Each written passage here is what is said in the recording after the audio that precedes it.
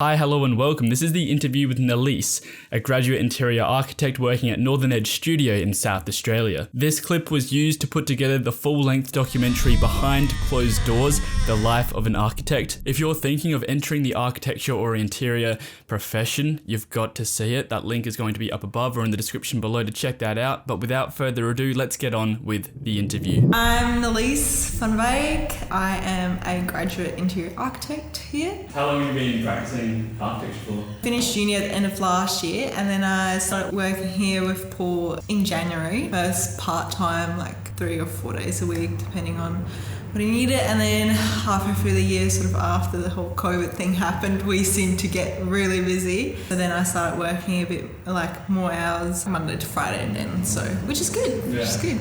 Business is great.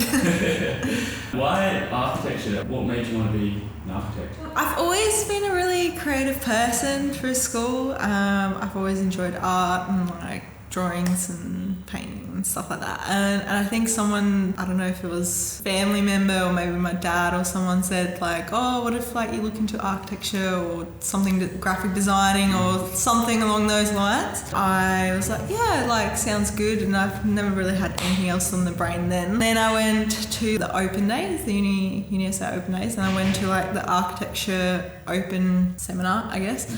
And then also the interior architecture one. Andrew, who's like the head of interior architecture, he was speaking about the program and the way he was talking and was explaining things, and they showed us some things that they've done, and they always have like a installation type thing on how to look at that as well. And it was really cool and interesting, so that sparked my interest even more. That was like year 11, I think. I went, and then I went again in year 12 just to like make sure that I had the same feelings that I did in year 11. And then straight from year 12 into that. With everyone that starts something, they're not too sure about it, but I sort of started it and enjoyed it and liked it and just kept going. Luckily it wasn't like a thing that I had to change degrees halfway through or something, but no, so that's sort of where it all started, like being creative and then someone suggesting it and then going and looking into it and finding information about it.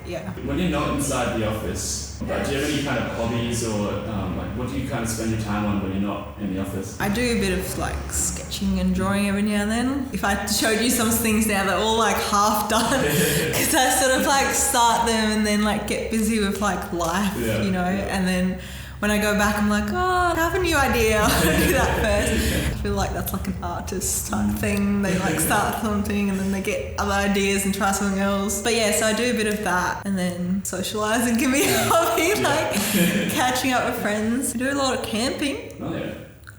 That could be a hobby. We go 4-wheel driving up there. Like I don't have a 4-wheel drive, I wish, but so I only go up there like when my friends who has 4-wheel drives or like my brother goes up there. So I didn't do much during my uni degree, obviously, because somehow it always worked out. Everyone planned it the weekend, like I had an assignment due on the Monday. I was like, I can't go. But this year's been great, so I've been going a lot more. So not everything, but But then COVID, slowed that down back again. On a scale of 1 to 10, how well did you think that your education prepared you for what you're doing today? 8 or 9. I learned a lot. What I've learned just in this past 9 months working with Paul is just double the amount I learned at uni. You learn to design, you learn to be creative, enjoy the assignments as much as you can with stress. You learn so much actually working, all the technical stuff, calling up people, asking for samples, working with clients, learning how to communicate better. We do learn that at uni. You do a presentation and you improve your communication skills, as you would know. That's still different to working with clients, because clients will jump in like, no, I don't like that. And you're like,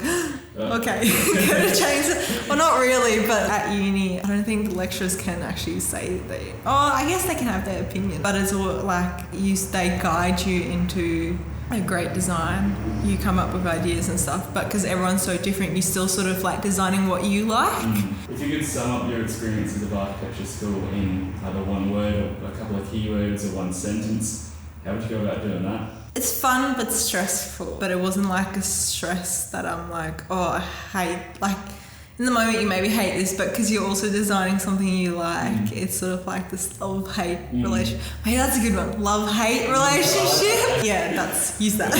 What do you think are some of the biggest differences between studio or your education and then actually practicing in architecture? In studio, we're focused a lot more on the design and how it looks and how pretty it looks. And the poster has to look very nice. In real life, in the workplace, yes, we focus on that. Obviously, it's very important having things look nice. I don't think I did enough documentation in my final years. It was more about the graphics in my final years at uni. In the workplace, the documentation is more important than the graphics, basically. Like, yes, it's nice to show the clients, like, look, this is what the timber's going to look like and these tiles are going to look nice. And at the end of the day, if your documentation isn't correct and the builder reads it as, this is paving but it's supposed to be tiles, that's your fault. Like, you should have cross-referenced and checked it again and researched how things are put together, like new materials and metal cladding and things like that. Everything's put together differently. So you, as an architect, need to know that when you specify it, you need to put that into the schedule as well, and then the builder knows, like, oh, okay, so if I'm going to order these cladding sheets, I also need to order screws and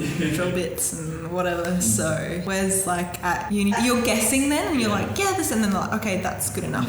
Let's focus on how nice this material is going to look here. Yeah, I think that's the biggest difference, is the documentation versus the graphics. In your morning, like when you wake up or when you first get into the office, do you have kind of any morning rituals or routines, or do you kind of just get stuck into it straight away? Or? When I get in, it's sort of like everyone greets each other, if you want to be really specific. And then I normally check my emails first. Sometimes clients email you like after 5 when you've already left. Take notes. If I'm like, okay, that client's want me to change that, I'll do that today, or tomorrow I'll make a note of it, do that during some time of the week. And then, I'll get into it. And that's the thing, you're not a coffee drinker in the morning. Yeah, no, I don't drink coffee. So weird. Everyone watching is going to be like, what a freak.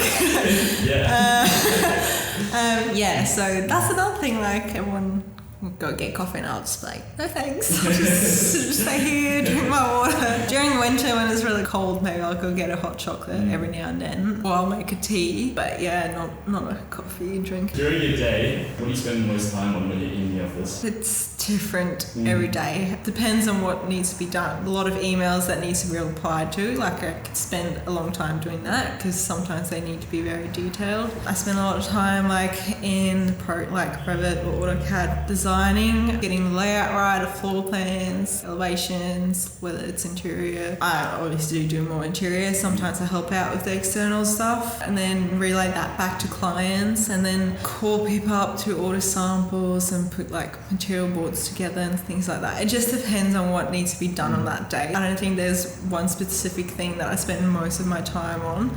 At the moment, I can say we're like at the start of a project. Most of our projects are right at the beginning. Sketch design is probably the biggest one we're working at the moment, so getting that initial concept right. And what do you enjoy most about architecture and interior design? Picking out the materials and things. Yes, you can come up with a floor plan. You're like, okay, this joinery cupboard will go here and the dining tables in that space and that kind of stuff. But the materials is like the things that make it look nice. I like getting materials in and then putting the two things that I thought would work together next to each other. I'm like, oh, okay, maybe not. Like, I'll put something else against it and like, oh, this looks really good together. Feeling the materials, touching the materials, designing custom joinery pieces that we have to put in and stuff. It's good to get your brain working on how the client's going to use that piece and what they need. If it's custom desks with shelving and stuff, like how can we make that interesting? So what do you enjoy least then on the other side? Like, what do you enjoy least about